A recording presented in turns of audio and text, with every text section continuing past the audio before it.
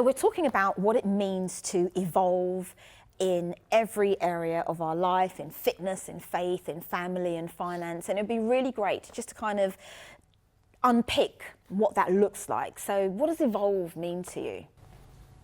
I think to me, evolve, when I think of the word evolve, I think about a butterfly or a caterpillar first, going through that metamorphosis change and then coming out to become a butterfly. But during that process, it's almost like with our lives, we might go through challenges. We may go through difficult times to get to that change, but it's about trusting the process. And during that time, believing that we're going to come out better on the other side. So how easy is it to trust the process when you don't even know what the next step looks like? Because I think that's a really key point, really key to life. But how easy is it to trust the process when you don't know what the next step looks like? I think if you're taking the right measures and the right steps, then you know you're on the right road. Brilliant. Janetta, what does that mean, to trust the process? I would actually disagree with that, because there have been times in my own life, especially recently, whereby, you know, everyone says trust the process, but when the process really doesn't look like the plan at all, then it's been like, this process is kind of crazy and I'm not really here for it. So sometimes evolve is about grit and just sticking on that path, and sometimes changing and switching it up and seeing, okay, this is not working, so what else can I do? And it's building that, you know, sixth sense, that instinct that, okay, there's something else I can do. Sometimes I feel that when the plan, like when you say you've got the plan, it's not going to plan, so how can I trust the process? The plan not going to plan is the process. So that is still trusting. It's kind of saying, okay, my plan in my head was 1, 2, 3, 4, but actually it's gone 1, 2, 3, 6, 4, 5. That's part of the plan itself. So it's like, okay, that's still, if we're still moving forward, or if we move sideways to then go forward, or we've gone back and then over and under, then as long as we're still going towards what the goal is, that is the process and it's still happening. As long as you don't get stuck, and then like you say rightfully, if you do get stuck, then you need to kind of then look at what you've been doing, what perhaps hasn't been working very well, where you can make the change if you need to make change, what you need to start looking into. Are you looking into yourself? Do you need to pray more? Do you need to speak to other people? Do you need advice, research? But there's always something that you can kind of dig and search and look into to help yourself get over that hump. But regardless of the direction, it's still the plan. So let's apply this to real life, because I think these are really fantastic points, and I really like the point about trusting the process even though you don't know. But what does that mean from a fitness perspective? What does evolve mean in fitness? How can we move from level 1 to whatever that next level is for that individual? Raquel, you're in the hot seat because you're the fitness trainer. But it would be interesting to find out, you know, what does everybody else's fitness regime look like? But if you kick us off on that, what does that look like? I would say first and foremost is to not overreach, not over... I thought you said not overeat. Okay, let's all leave. That helps. I need that. That is definitely part of it. That's my evolution right there. The input-output method is key, like, you know, so you need to make sure what you're putting in, that you're burning more. But a conversation that I had with somebody just recently who was struggling with their training, and they were trying to get themselves back to where they once were. And that's the problem when you do train, is that when you have a moment off for whatever reason and you go back to it, you start beating yourself up because you're not achieving what you was doing a month ago because you've had a break. But what we then do is we overreach. We then say to ourselves, right, I'm going to go back in and I'm going to be exactly how I was a month ago, and I'm going to do more than that. And when you don't, and you start to fail, you start to beat yourself up about it. So the one thing I would say is, don't overreach and don't give yourself too big of a target. The key thing is to just move. Right. Get your heart going, get a sweat on, and just move. And I think that is for me, the most to important. Get to the gym. Even that, Waking up in the morning, getting at 6 a.m. Exactly. Okay. Please, God, And tomorrow that in morning, itself please is give me the motivation. Yeah, definitely. It's like that. Once I'm in there, okay, I'm going to do something. Agreed. And I think it's having the vision, isn't it? So evolve is about knowing that as you're going through this, you've got a vision in terms of fitness of where you want to be and where you want to go. So you've got that image of you looking fit and healthy. And so even though it's difficult, you're still going there in the direction of your dreams. So I think that's important as well. Yeah, definitely, I agree. So let's move then from fitness to finance. Serene, what does that look like for us? How can we evolve in finance? I think I said earlier on that back in the day, our parents... Sorry, back in the day. We need to clarify this. We weren't around back in the day. We have no recollection of what you're talking about. But anyway, back in the day. young. We like that. 5 years ago. Yeah. Our parents through partner, so they had different... Can you clarify for those in the back? We don't know what's partner. Right, okay, so it's a group of people who would, so you'd have one person who would collect the money, say for instance, if we were in the partner, and you threw £100 a month, so every month we'd all put or contribute £100, and then one person would get, say, £600 every month. Is it every month? Yeah. So, and it would go around in a circle, and I think that's how the churches were bought back in the day. It's back in the day. Okay, yes. So, I think there's different ways of, people have different goals. Yeah. How they wish to, how they would like to evolve with their money. Say finance. Yeah. Some people want to buy a house. Some people want bigger savings. So it is a matter of just, sorry, I don't even know what I'm saying. You're doing good. Delete. Keep going. That's fine. So it's just a matter of, seeing what your goal is, what your end goal is. Yeah. Because we've all got different goals Yeah, we've all- and targets Yeah. and different achievements, and there's different ways of, hitting those targets Yeah. as well. Janessa, what were you going to say on that? No, I point? was just definitely saying, agreeing with you that we've all got different targets and where we want to evolve in our finances. Some people, they just want to get out of debt. Other people, you want to get a mortgage. Other people, they want to be a multi-billionaire who can then share it out to the rest of the world, So I think there's different levels. But I think for me, I'm currently at my stage of life, like I'm really finally just getting to the tips of understanding what finances actually is, and I feel like I didn't really have that knowledge through my parents. I think their way of learning and understanding finance is very different to where it is now.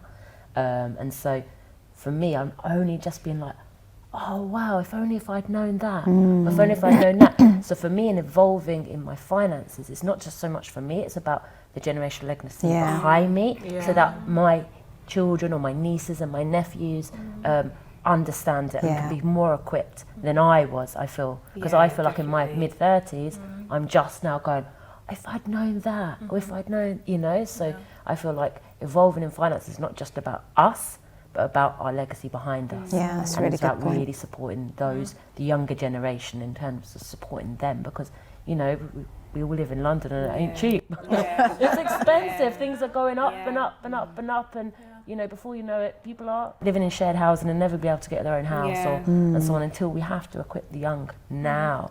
So it's about, for me, it's about knowledge, application, so that we can let the younger ones know. So then, based on all that vision, knowledge, history from back in the day, what does that mean for evolving in our families? How can we help our families move progressively from where they are to a better place, whatever a better place looks like? What does that mean? What does that look like? We talk about it, but what do we practically have to do?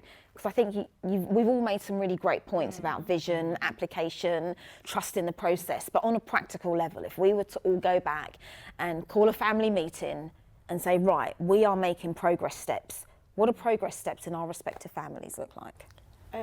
Can I just say, like, going into that, following on from what you've just said, it just made me think of something that Bishop said once, where it was quite a while ago, where he was talking about mindsets, and he was saying the difference between a billionaire mindset and like a millionaire mindset. And you have people who have that millionaire mindset, they just want to get to a million, they just want to be a millionaire, and then once they get there, that's it. They don't ever surpass that. And you will know, like, if there was a chart somewhere, there's so many millionaires in the entire world. Yeah. There's only very few billionaires, and billionaires tend to be household names. They tend to be doing for others. Yeah. They're not focused on the money of a billion. Yeah. They're focused on how they're going to get into people's homes through TV screens and through videos and through the stuff that they put out. So mindset is really a key thing. What is the mindset? Where is your mind?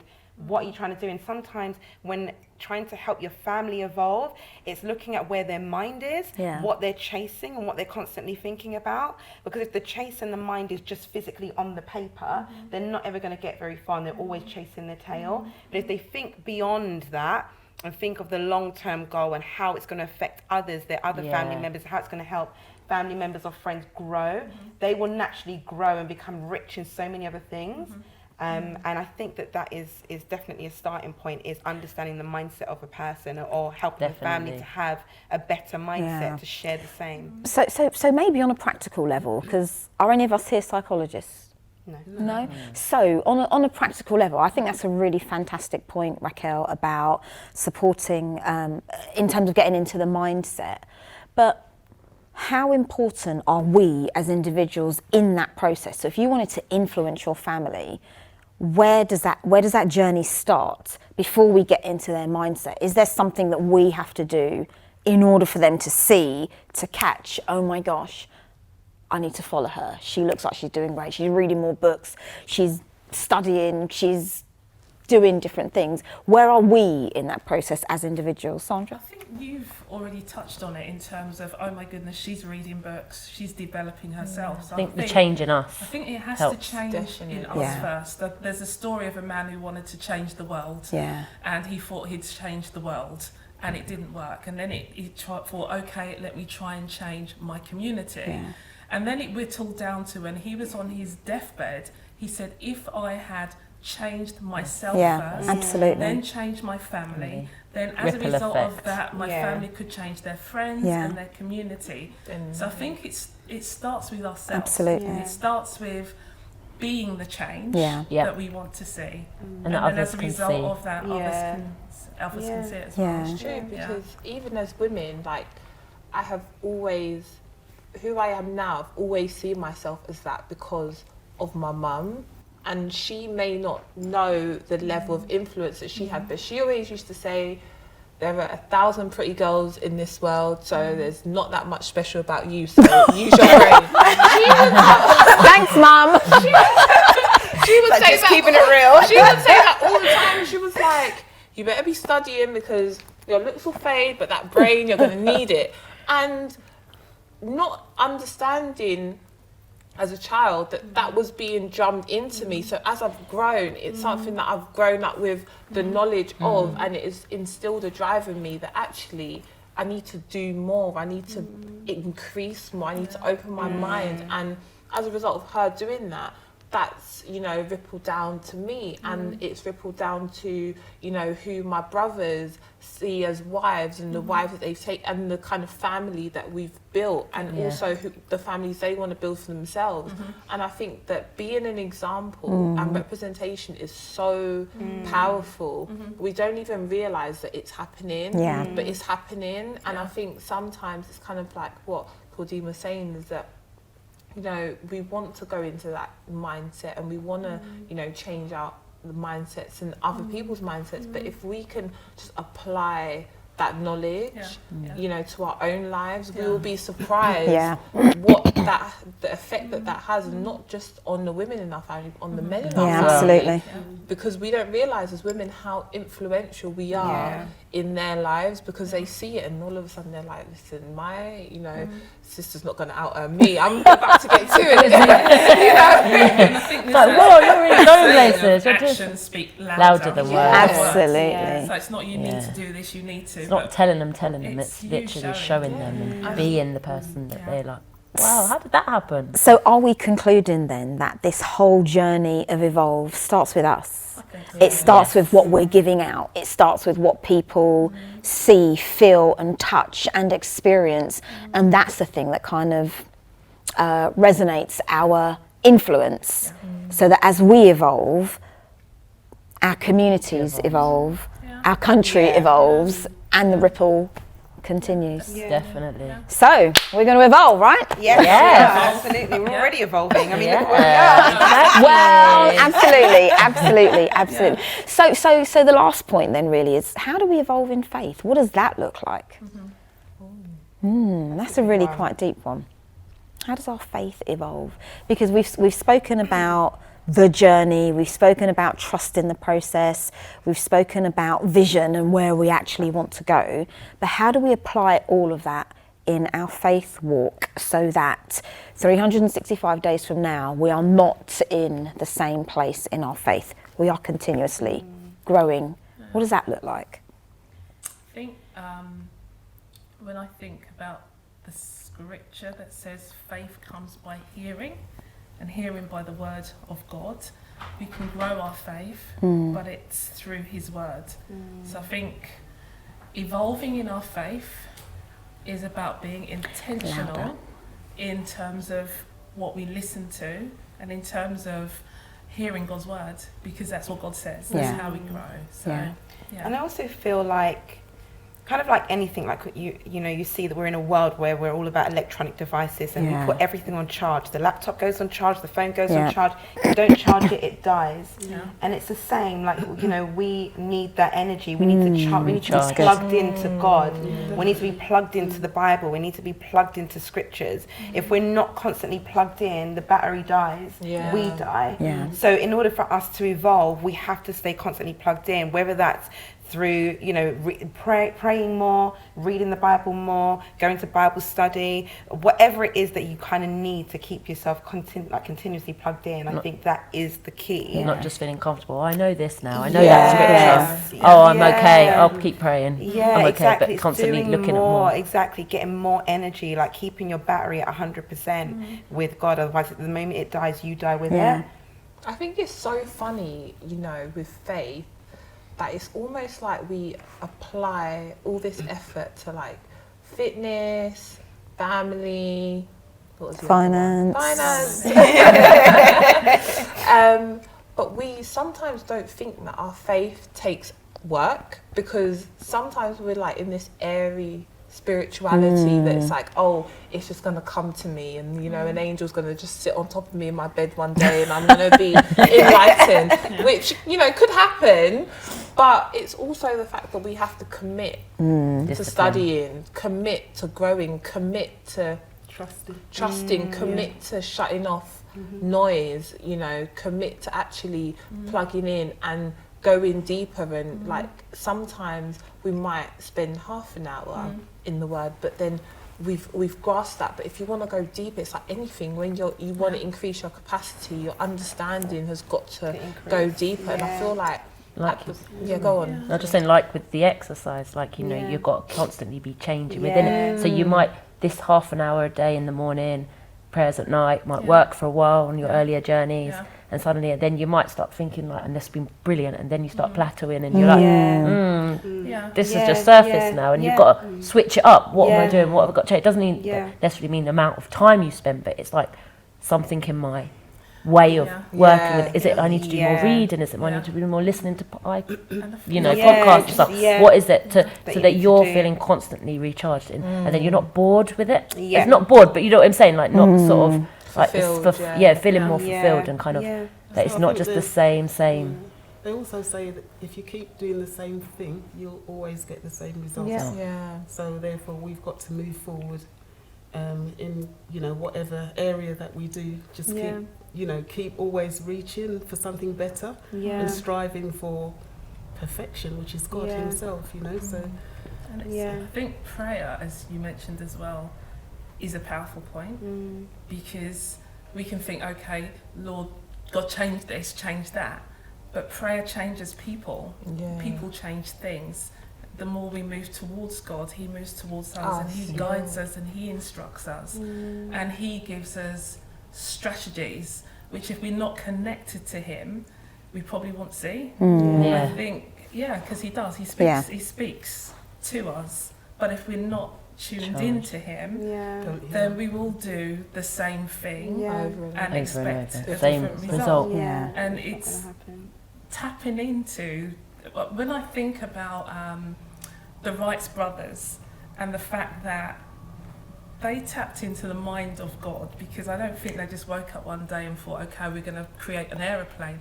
There's so much in us that we can do, but it's almost like we need to move closer to God. He wants to speak to us. He wants to guide us. Tap into our creative source. Yeah. Tapping into our creative source. Yeah. And I think, is that then, in closing, is that then the secret to evolving? I think so. Tapping into our creative source, tapping into the source of our survival, tapping into something that's greater than us. So the things that we are looking for when we talk about vision, when we talk about purpose, when we talk about trust in the process, when we talk about evolving and not knowing what we are going to, but knowing that we want to get there. We're not content anymore with where we currently are. Trust in that process to know that we're tapping into God and asking for that wisdom and direction. Starts with God. And once we start with God and we start to trust him, and I beg to differ. Okay, go for it. I think it starts with an acknowledgement of where we are Okay. before we can trust. Yeah. Because if we don't acknowledge where we are, it's difficult to know what we need. Yeah. I think it's the acknowledgement of this is where I am. Yeah. Whether it be from a financial perspective, from a family, fitness or faith, this is where I am. Yeah. Now I need, you might not know what to do, but we need to be fully self-aware of where we are and have some modicum of understanding of where we want to get to. And even if we don't know where we want to go, the fact that we are discontent of where we are stirs up something and it says, I'm not happy about this. I don't know what I want to do. And I think that's the power of unity right here, because it's coming together with other women, it's coming together with women who have, like-minded. We're all doing very different things, but all on a journey of evolving.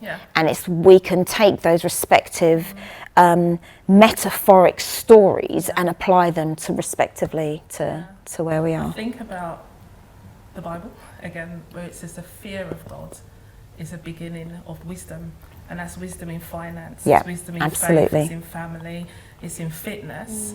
And it is there, it's that fear of him and going back to our source. And that's, in my opinion, is how we evolve as well. So, Fantastic. I'd say for me, if I can take myself as an example, is that I was saying to my brother recently, like when I was studying, I designed a collection and my teachers were all like, oh, this is not going to do anything, this is not good and all the rest of it. And I kept doubting myself.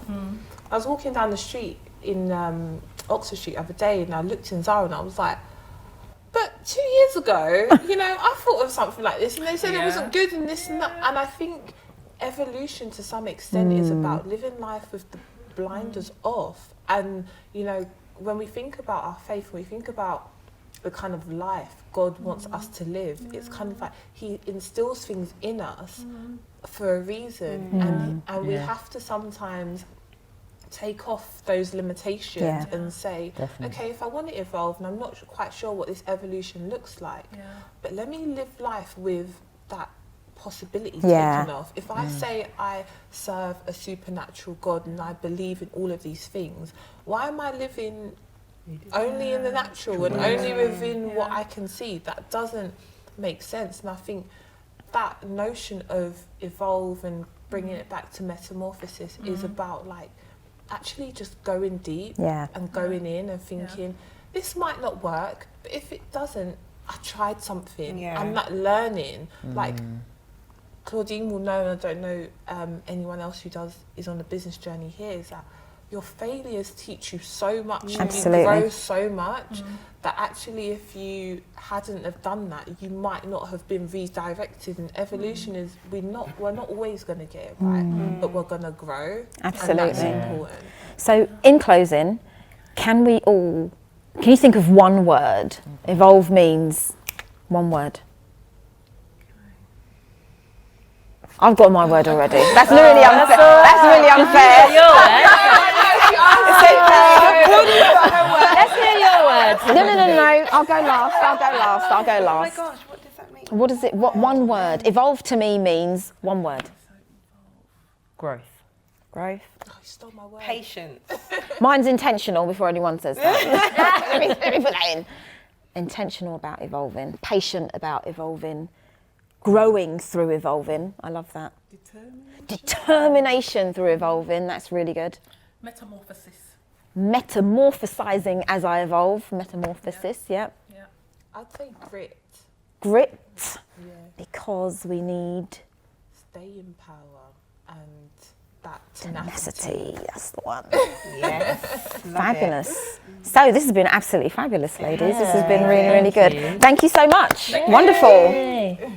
I'll say love.